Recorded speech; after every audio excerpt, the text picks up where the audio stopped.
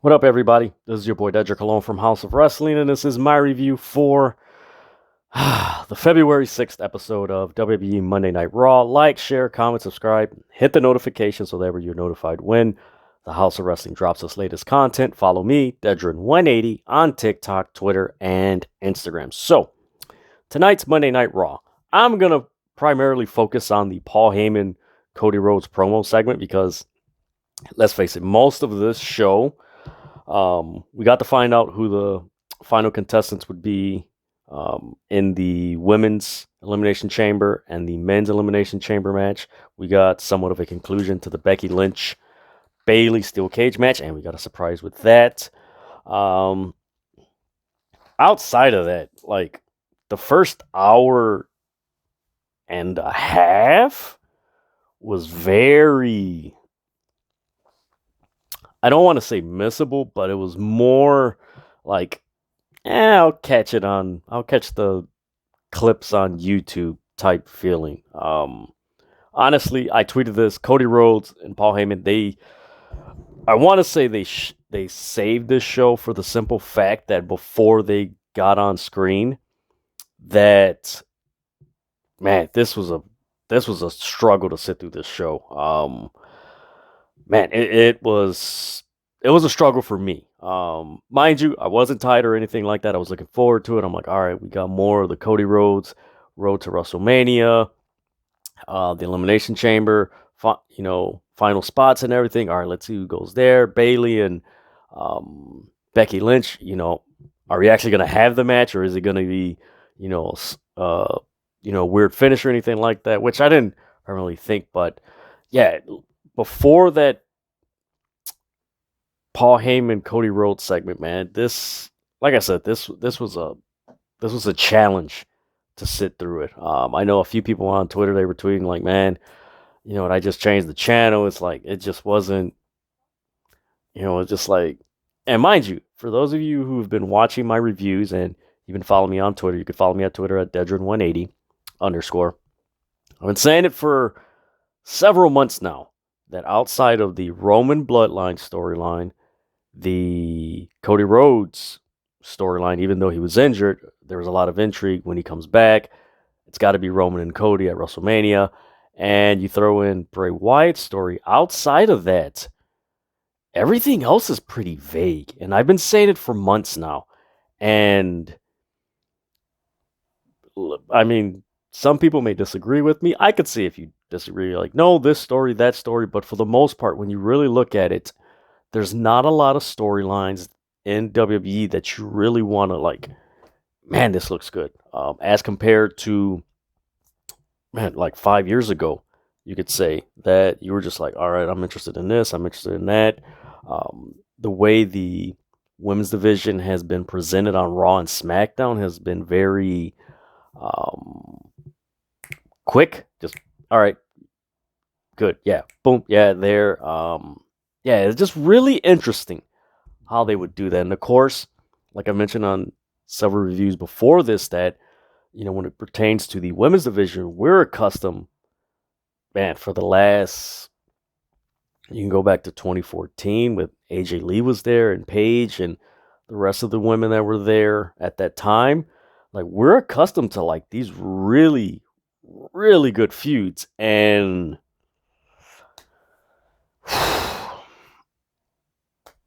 it's just like, I don't know. I think it's caught most of us off guard and like, just like, man, this is really interesting that this would be a way that they would go in presenting the women's division. The tag titles, it's been a while since they've been defended. So it's just a lot of stuff going on. But before I go into a quick preview of this show, but more so going into the Paul Heyman Cody Rhodes promo segment, which was, man, that was a fantastic segment. I wasn't expecting Paul Heyman yet. Eventually, I knew it would get there. But what transpired tonight on Raw and the words that were shared, man, we're in for a ride. And I know there's been a debate on social media and with wrestling fans that no, it should be Sami Zayn going going against Roman. No, it should be Jey Uso against Roman. No, this. Trust me, when I go into this promo between Paul Heyman and Cody Rhodes, and just the history behind Heyman and Cody, and just the things that we can anticipate that they're gonna draw some inspiration and take a few things from the past and incorporate it in this build up to Roman and Cody, and possibly in the match. You'll be interested, but before I do that, I'm going to give you guys the results like I always do. So, in the opening match, we had Damian Priest defeat Angelo Dawkins. Damian Priest is in the men's Elimination Chamber match. We had Dexter Lumis defeat Baron Corbin. Carmella, she defeated Mia Yim, Candice LeRae, and Piper Niven. You had Shelton Benjamin and Cedric Alexander with MVP, which I like that. They defeated Alpha Academy. You had Asuka defeat Chelsea Green. You had Montez Ford defeat Elias, who is also going to be joining the men's Elimination Chamber match. And in the main event, you had Becky Lynch defeat Bayley in a steel cage match. So, let's get into this. So, the opening segment, you had Edge and Beth Phoenix. They had their promo. Judgment Day came out.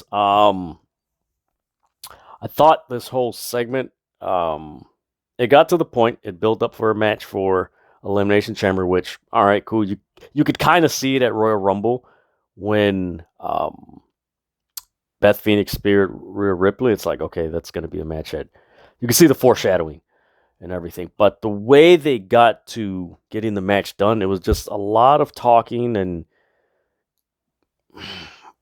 like, I wish WWE would implement more punctuality with their storylines and where they want to go and not drag it out and have this roundabout talk segments. Because this kicked off the show and it was just, right away, it was just like, for me, I wish they would have presented Edge and Beth Phoenix more in a, we don't want to talk, we want to fight. Because Edge has always been that aggressive, personality where he's just like, he's a madman. And, Beth Phoenix, and it's just like, man, I wish they would have had more aggression, more intensity, and, a hint of sense of urgency. Like, no, I want to get this done because I'm tired of this. They've been feuding for a while. And Edge just mentioned this in his promo. It's like, all right, if I really don't like someone, I'm not going to sit there and talk. When I see them, I'm going to charge them and confront them and just get physical with them. So I wish they would have done that because I believe that would have set the tone for the rest of the show. And I do think this opening segment set the tone of the show up until the Cody Rhodes Heyman segment, where it was just like, oh man, all right, where's this going and that going? And I've seen a few tweets where people were just like, man, it feels like Vince McMahon is booking this, and it's just like, ooh. And that's one of my concerns as we head to WrestleMania and even afterwards. And that's the other thing that we also have to think about with this WrestleMania and this build to WrestleMania is that, don't forget what Nick Khan said in his interview with CNBC, that, the sale could be quickly. They said 3 to 6 months. That was in January. So we're looking at probably March or June, possibly, that this sale could be done. We don't know who. That could throw another monkey wrench into whatever creativity that's out there. It's very interesting how this plays out. But yeah, this opening segment is just then we had Damian Priest and Angelo Dawkins. This was a solid match, but man, that opening segment between Edge, Phoenix, and Judgment Day is just solid match, but it's weird with the WWE crowds. And you guys know I've mentioned this quite a few times with WWE Raw reviews and even SmackDown reviews. It's just something peculiar with certain Raw crowds where man, I don't know if it's condition or if it's accustomed to the WWE way where you just sit there and just all right, like it's just really peculiar. And I don't want to put this all on the fans because again, the fans are only going to react to what you give them. So that goes more on WWE. Like, man, there might be a way where you might have to adjust the the format of how you present it, and by format, um, more so the like I said, the punctuality. Like, get to the point and keep them on edge. Keep the fans on edge. Like, man, I don't know what's gonna happen. This is this. It's like you kind of there's certain moments during Raw. If it's not someone that's in a major feud, Bloodline, Cody, Bray, Seth, just kind of like you kind of go into this sleep mode or get technical, like an airplane mode. Like you're just coasting, and then it's like, oh, okay, and it's like you wake up. Like it's for me, I don't like that because it's like there's not a lot of sporting events that you watch or that you attend that keep you like that. You know, even tennis, like if you're not a fan, but if you go there, you're going like this. Golf, it's like, ooh, okay, this a game of physics and angles, and all right, I got to hit here and there. Football, baseball, hockey, it's just intense. But man, like I don't know, man, it's really interesting. But no, the Dawkins priest match was pretty decent. Well, the backstage segment with the Maximum Male Models and Chelsea Green. Um, Chelsea Green, they mentioned several reports that her character was more like a Karen, and I don't know. I'll give it a while to make an assessment of just where it goes. But from what and how they present her, mind you, it's only 2 weeks, but it is kind of repetitive in a way. Like there isn't a new way that she's. I don't know. I'll give it some time, but yeah, it's man, it's I I know some people are like, oh my god, why would she go there? And she's doing the same thing. Um, when you're getting WWE money, that's hard to turn down. And if you, no matter where you are in WWE when you sign, if you're highly profiled or just hey, you know, doing matches here and there, but that's a lot of money to turn down to do very little. And I'm not saying she's doing very little, but you can make a lot of money by not doing a lot in WWE. So it's like, I don't blame anybody if they do that because it's like, hey, it is what it is. But you had that segment, and she mentions, she's not in the Elimination Chamber. Do I need to call your manager? I deserve a match. One call, and I can have your job. So there you go. They do a recap of SmackDown, Roman and Sammy. Baron Corbin, Dexter Lumis match. Like, that was just a quick match. Like, this match, the crowd was sitting there. Man, like I said, like, man, I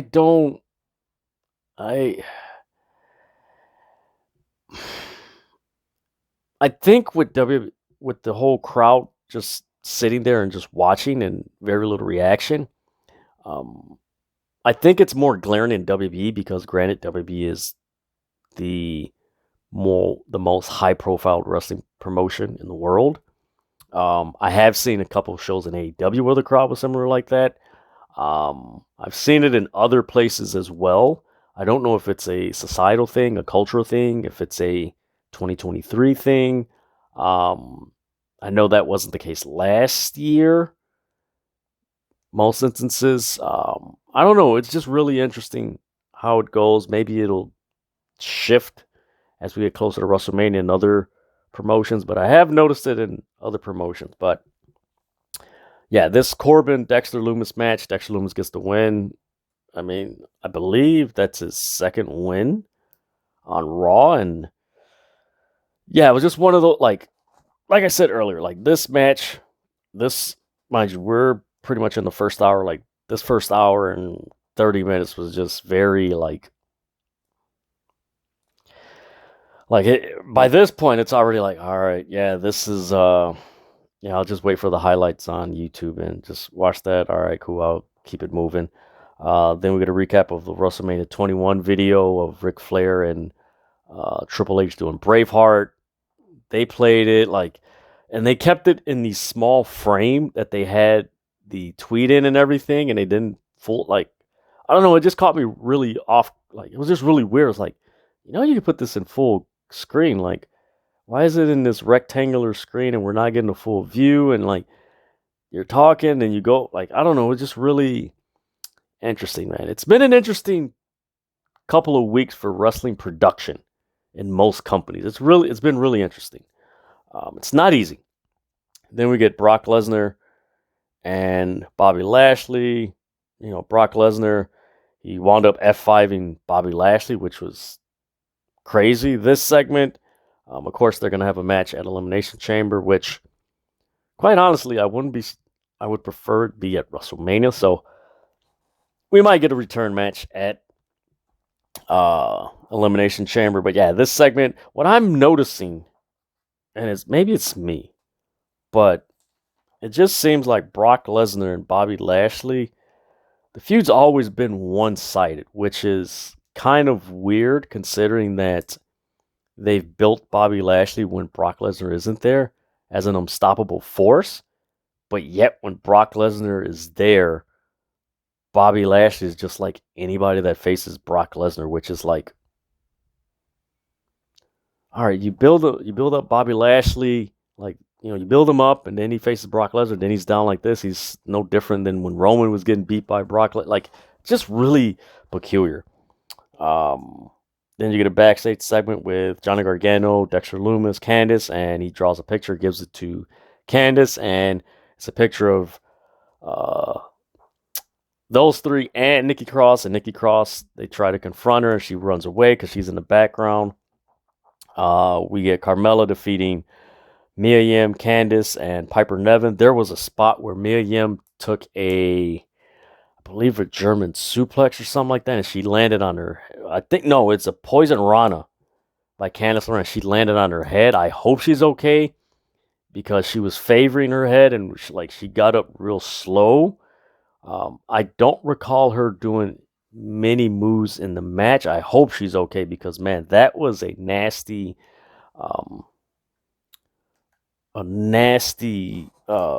move that she took. It was just like, ooh, okay. Yeah, this match was pretty quick. And then, of course, Women's Elimination Chamber, you got Raquel Rodriguez or Gonzalez Rodriguez. I can't remember.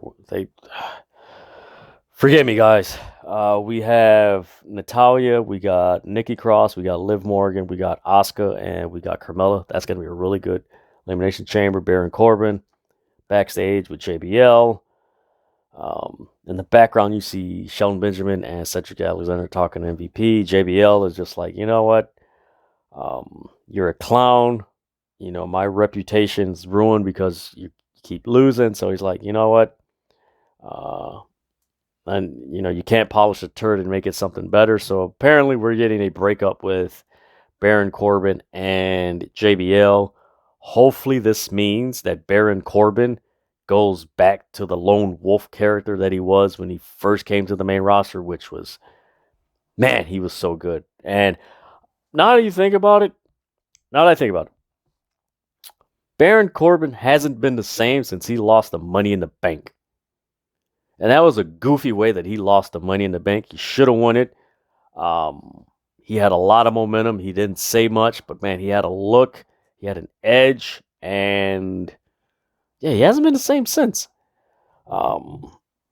Then you had Alpha Academy versus Sheldon and Cedric. This was a pretty solid match. This was one of the matches that, once you got to this match, you could see things start picking up a little bit as far as the enthusiasm, the excitement. Like, it just slowly started picking up because before that, it was just, all right, okay, all right. And one thing I think people do need to realize about WWE, and of course, I know people are like, oh, I want more wrestling. I want this, I want that. Granted, that is true to a certain point. But when it comes to WWE, in some ways, their matches are fillers for the story. And by that, a lot of the matches are, it's one of the reasons why you kind of see matches that are short and just like, man, they don't give them enough time or what have you. They're fillers for the story. And that's how it usually is with the WWE. It's been like that for a while. I don't have a problem with it because that's the way they choose to do it. It's similar to what they did back in the 90s and the 80s, if you go, the whole Hulk Hogan era and stuff like that. It was kind of similar to that. It was more 50-50, where it was like matches, segments, it's kind of 50-50 where it was a balance. But, of course, after the Monday Night Wars and going public, it's been more, the matches are fillers for the segments. So after that, you had The Miz with Rick Boogs. Again, this segment was just, we're getting Rick Boogs and The Miz next week. Then we had Chelsea Green lose to Asuka, which I love Asuka's look. Asuka's look is amazing. I hope she wins the Elimination Chamber. And speaking of that, I tweeted this, and let me know what you guys think. Comment below. Did WWE kind of foreshadow who would win the Elimination Chamber? Because when the match started, you had Raquel, Natalya, Nikki, Liv, and Carmella around the ring. I was like, oh, where the hell did they come from? And when Asuka won the match, the camera kept on getting a shot of Asuka. Of course, she won the match. That's going to happen. But when Bianca Belair came out and she's like, well, whoever wins, I'm going to challenge you at WrestleMania, blah, blah, blah. The typical Road to WrestleMania promo that most champions give around this time of year. The camera shots were very peculiar to Asuka. Like, it was a little bit longer on Asuka, and then they'd go around to the other women that were around the ring, but then they would stay a little bit longer on Asuka, and it was like, are they foreshadowing this? Which I hope it's Asuka versus Bianca Belair at WrestleMania. That could be a very good match, and that match could actually steal the show for whatever night it's on. I think if that match does happen, a lot of people are like, oh, why? It doesn't make sense. It should be this part. Trust me. Asuka deserves it because she's never really been at the same stature that she was after she lost her undefeated streak, which she should have never lost. She's been one of the most underutilized women's wrestlers for the past couple of years. And this new look that she has is, man, is it so good. I hope they have it in WWE 2K23 as an alternate costume, which I do think they will. Because, man, that is such a great look, man. Man, it's so good. So, yeah, let me know what you guys think about that. Then we get to Cody Rhodes coming out. And, man, first off, if WWE,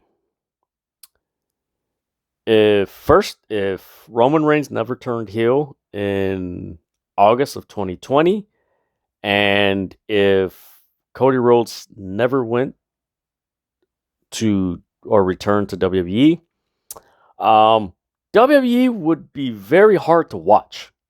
Let me repeat that again.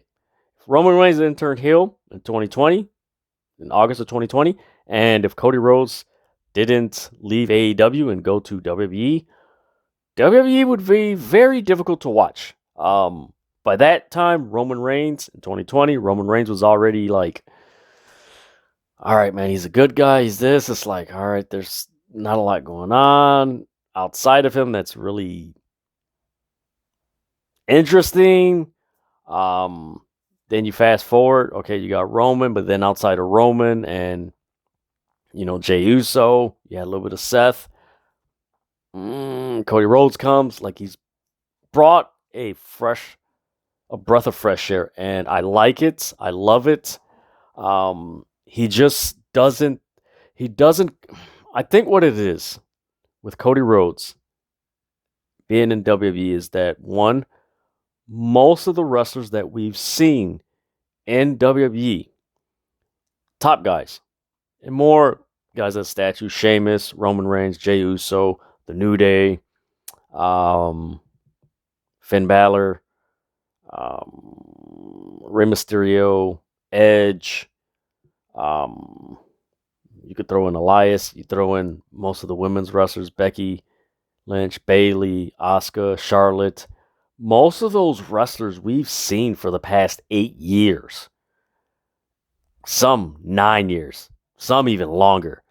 And mind you, we've seen them for the past 8, 9 years for almost 52 weeks out of the year. Sometimes twice a week. So over 100 times in a year. And you do that 8 years, and it's just like, after a while, it's just like, ugh. And with Cody, I think what it is that one, he came last year at WrestleMania, March, April. Then in May, he had the issue, he injured his pectoral muscle, so he's been out for a while. Now he's here. So technically, Cody Rhodes has been in WWE on screen for 4 months. So it's still relatively new. And the way he presents himself, his cadence, his delivery, how he does his promo, is not anything that we've been accustomed to seeing in WWE. So I believe that's what adds to the entry with Cody Rhodes. But man, when he came out and get this promo, this was so good. So he started off, what do you want to talk about? Which I believe I took it kind of like it was somewhat of a homage to, I think it's a year since the last time he was in AEW and he gave that promo. What do you want to talk about? There was Sami chants. Cody refers to Sami Zayn. He has all the momentum, going forward. And by the looks of it and the way the chants are, looks like I'll be challenging Sami Zayn at WrestleMania. And he wishes him the best of luck. And then Paul Heyman comes out. I didn't expect this. I thought it was just going to be a typical Cody Rhodes promo. He does his promo, talks about Roman, talks about the bloodline, the history and the challenges. I was anticipating that. But this segment with him and Paul Heyman, man, this was good. This was good, man. Heyman comes out. He references that, it's one thing to have your mindset going towards WrestleMania, but then the week going into it and the week after is something totally different. And he warns Cody Rhodes about it. He's like, congratulate the tribal chief. Then Cody switches. He's like, Mr. Heyman, and let's pull the curtain back a little bit. And he's like, in 2000, my family's, financial situation has almost dried up, and my dad was doing car commercials to keep the car. There was Dusty chants, and there was ECW chants. Cody mentioned that Paul Heyman reached out to Dusty Rhodes, and that Steve Corino was going to bring him up at a show in Florida, and he would get Dusty paid very well. Of course, I remember this because Dusty Rhodes was in ECW around 2000. It's crazy because he was in ECW around 2000, and then the latter part of 2001, he was back in WCW. It was just really interesting timing and how this all worked out. So yeah, Cody mentions that ECW gave him his confidence back, and then Cody goes into, well, man, you have something similar. I learned from you being a disruptor, and when I was at the other place,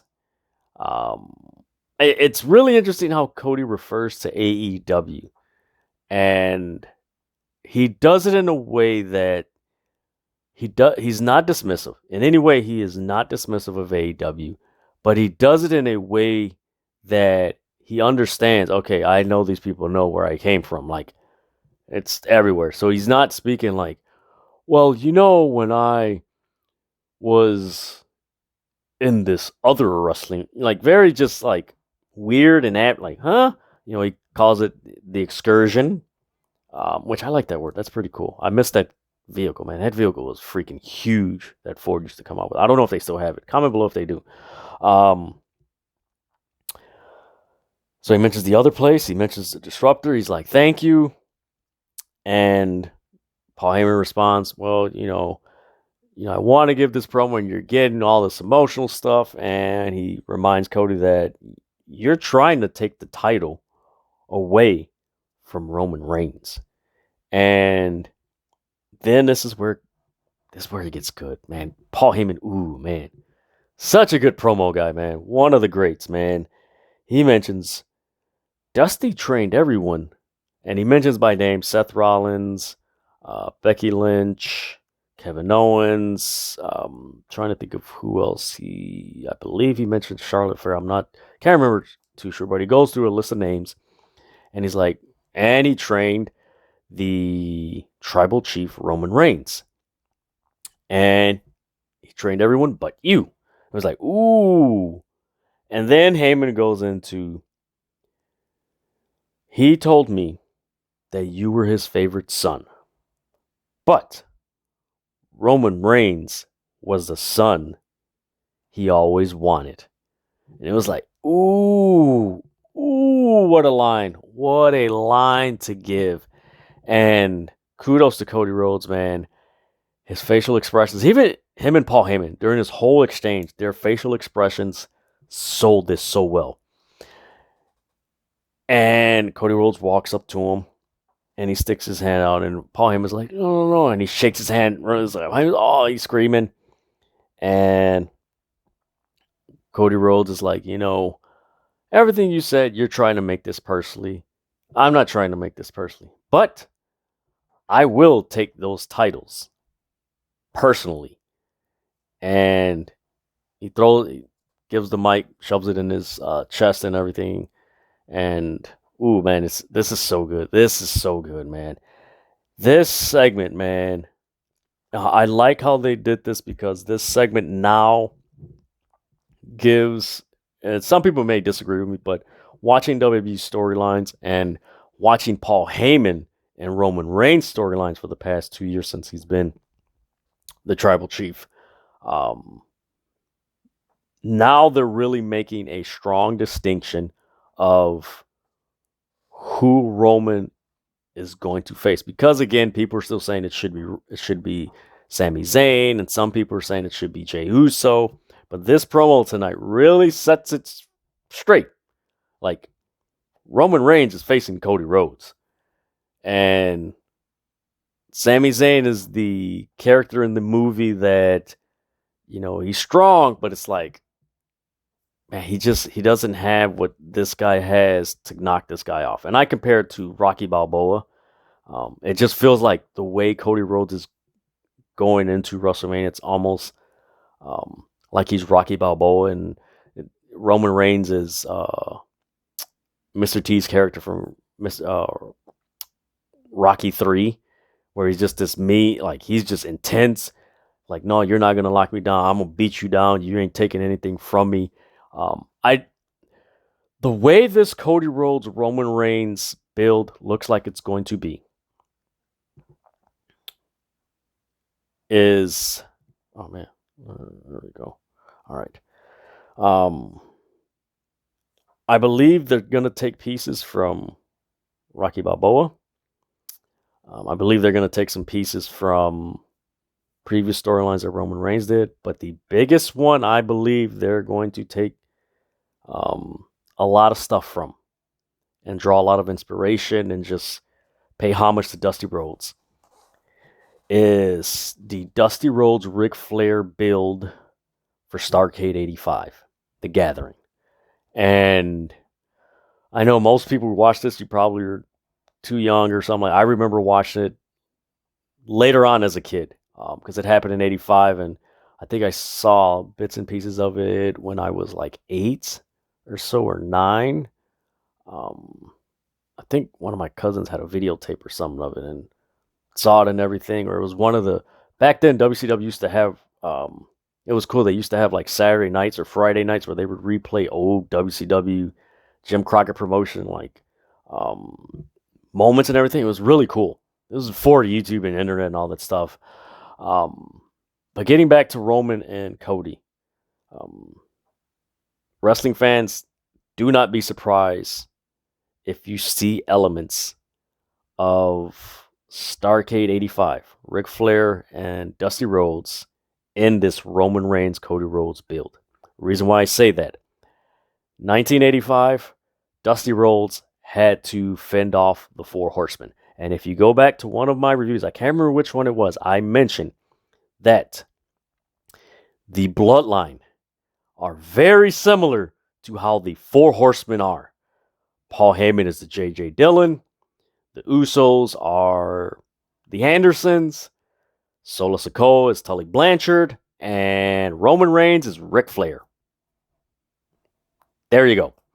Of course, the Tully Blanchard thing, I mean, you could go back, of course, oh, well, he's technical and Roman, Solo's power, but it's just that Solo, or no pun intended, the singles wrestler star. There you go. There's a lot of similarities to the Bloodline and the Horsemen, and I do see them going that route where it's like, okay, Cody's going to WrestleMania. They're gonna take some influences from Starrcade 85, and I know people are like, they're not gonna do that. People forget Triple H was a big fan of NWA and that era of wrestling. Mind you, that was Jim Crockett Promotions. Paul Heyman was a big fan of it. Cody Rhodes was brought up in it. Afa and Sika, Roman Reigns' dad and uncle, Rikishi, like everybody from that era was really big on Jim Crockett Promotions. Of course, the WWF at the time. But we're going to see some similarities. And I advise anybody who's like, man, that's an interesting callback. Go back and watch that feud. Go back and watch any DVDs or documentaries that discuss that feud build-up and everything.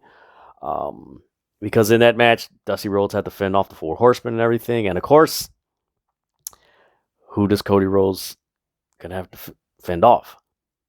The Bloodline. So it's interesting to think about because it's like, damn, could we be seeing I don't want to say a rebirth, but kind of like a revisiting of a Ric Flair Dusty Rhodes type feud with Roman Reigns and Cody Rhodes?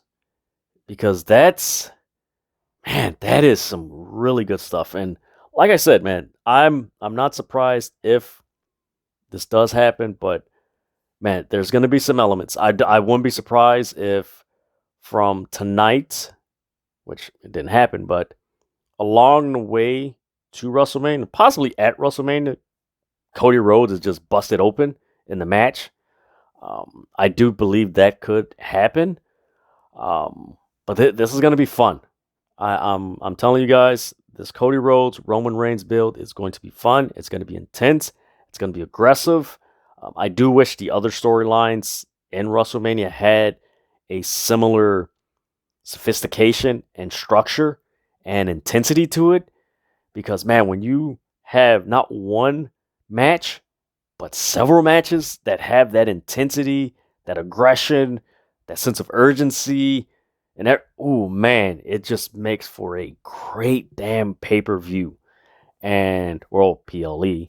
But yeah, this Cody Rhodes, Roman Reigns feud, tonight, Paul Heyman, Cody Rhodes, they did a perfect job of planting the seed or let me rephrase that, not planting the seed, building the bridge to get to WrestleMania. The road, we know where the road is, but now they're building the bridge so we can travel on that road to WrestleMania. And man, like I'm really excited to see what elements they're going to use from the Ric Flair Dusty Rhodes feud from Starrcade 85, and just what elements they're going to take from the Four Horsemen and incorporate it into this feud. And mind you still have the dilemma of Jey Uso. What is he going to defend this Friday and that whole thing?